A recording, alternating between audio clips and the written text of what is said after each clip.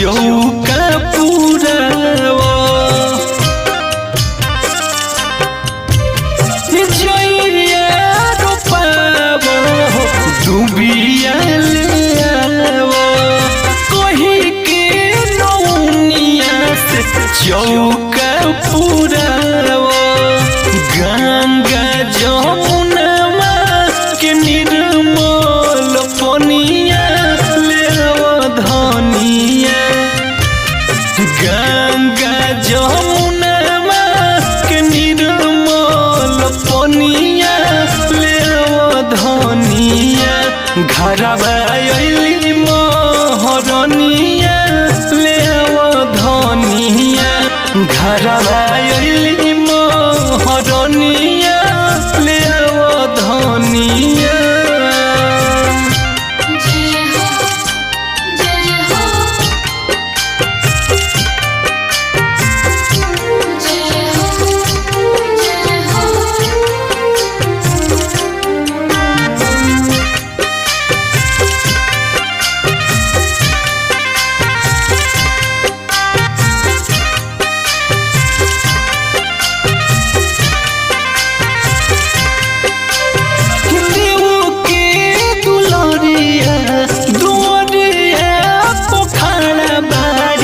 लेके चल आरती के थार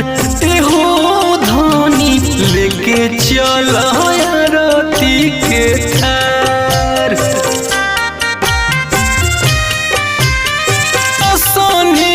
बिछावो हाली झुलुहा लगावो हाली माई बड़ी होई सुकुआर हो धनी माई बड़ी होई सुकुआर नाक के नथुनिया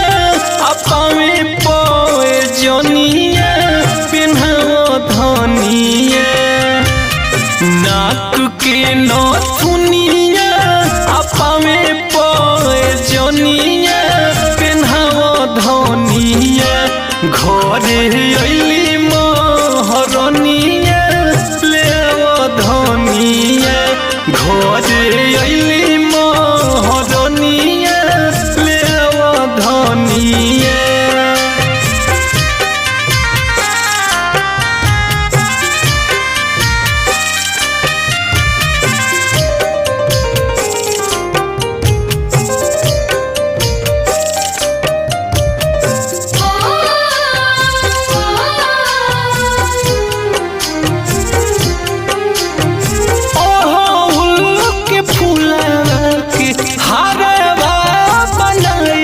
उहे होते माई के